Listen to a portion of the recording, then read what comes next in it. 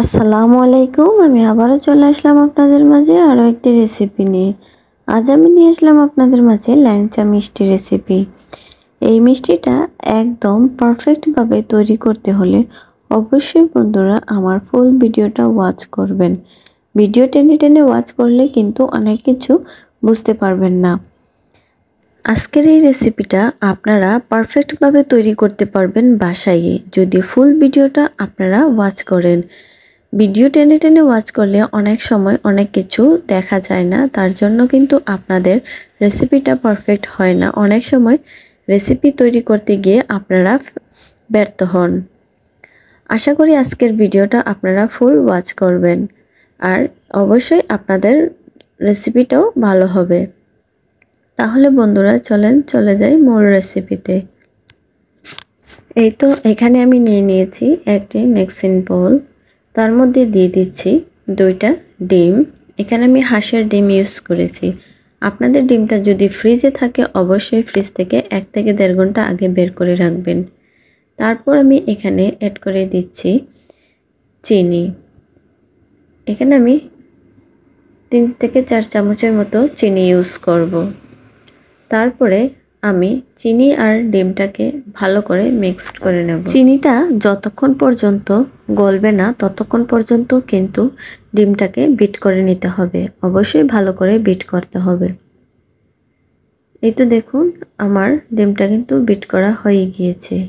তারপর আমি এখানে চায়ের কাপে 1 কাপ গুঁড়ো দুধ নিয়েছি আর সেই কাপে হাফ কাপ ময়দা নিয়েছি। আপনারা দেখতেই পারতেছেন। এখন আমি দিয়ে দিচ্ছি দুধ। তারপর দিয়ে দিচ্ছি হাফ কাপ ময়দা। আমি এই কাপেই কিন্তু 1 কাপ দুধ দিয়েছিলাম। তারপর দিয়ে দিচ্ছি এখানে বেকিং পাউডার হাফ চামচ। বেকিং পাউডারের পরিমাণটা কিন্তু অবশ্যই আপনাদেরকে বুঝে দিতে হবে, বেশি দিলে কিন্তু মিষ্টিটা ভালো হবে না। তারপরে আমি এখানে ভালো করে হাত দিয়ে মেখে নেব। বন্ধুরা আজকে যদি কোনো নতুন বন্ধু আমার এই ভিডিওটি দেখে থাকেন অবশ্যই বন্ধু আমার চ্যানেলটিকে সাবস্ক্রাইব করে পাশে থাকা ছোট্ট বেল আইকনটি ক্লিক করে অল নোটিফিকেশন করে রাখবেন, যাতে আমার ভিডিওটি ছাড়ার সাথে সাথে আপনার কাছে পৌঁছে যায়। আর যারা ইতিমধ্যে আমার চ্যানেলটিকে সাবস্ক্রাইব করেছেন এবং ভিডিওতে একটি লাইক দিয়েছেন তাদেরকে অসংখ্য ধন্যবাদ আমার পক্ষ থেকে। এদিকে দেখুন আমার কিন্তু ডোটা তৈরি হয়ে গিয়েছে। এটা কিন্তু অনেকটা নরম হবে, ভয় পাওয়ার কিছু নাই। যদি অতিরিক্ত নরম হয় আপনারা একটু ময়দা দিয়ে দিতে পারেন অথবা গুঁড়া দুধ। এই তো আমি এখন ঢেকে রেখে দেব রেস্টে 10 মিনিটের জন্য। 10 মিনিট পর দেখুন ডোটা কিন্তু অনেকটাই সেট হয়ে গিয়েছে। এখন আমি একটু হাতের মধ্যে ঘি মেখে অথবা সয়াবিন তেল মেখে নিতে পারেন। আমি এখানে সয়াবিন তেল মেখে নিচ্ছি হাতের মধ্যে। নিয়ে দেখুন মিষ্টিগুলা বানিয়ে সরাসরি দিয়ে দিচ্ছি তেলের মধ্যে। আমি আগে থেকে এখানে চুলায় তেল বসিয়ে রেখেছিলাম, অনেকটাই গরম হয়ে গিয়েছে। আপনাদের দেখিয়ে দিলাম আঙ্গুল দিয়ে। এই পর্যায়ে আমি মিষ্টিগুলা বানিয়ে বানিয়ে সাথে সাথেই দিয়ে দেব।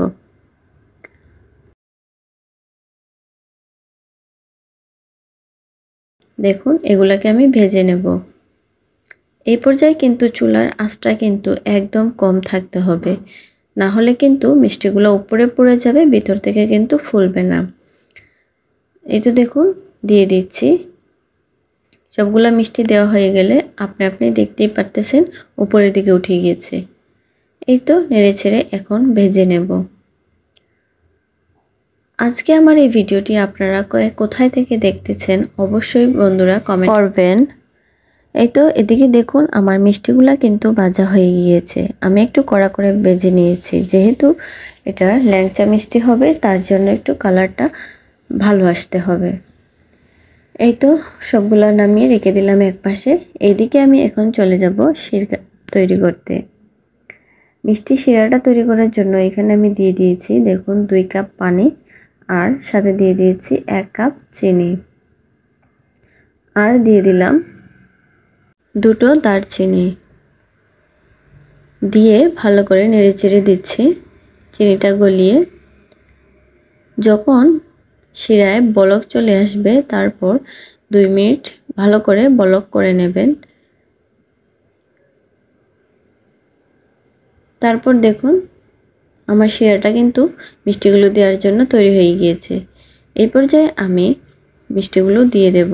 অবশ্যই মিষ্টিগুলো কিন্তু বেশি গরম থাকা যাবে না, অবশ্যই আপনারা চেক করে নেবেন। অতিরিক্ত গরম থাকলে শিরায় দেওয়ার সাথে সাথে মিষ্টিগুলো অনেক শক্ত হয়ে যাবে আর চুপসে যাবে।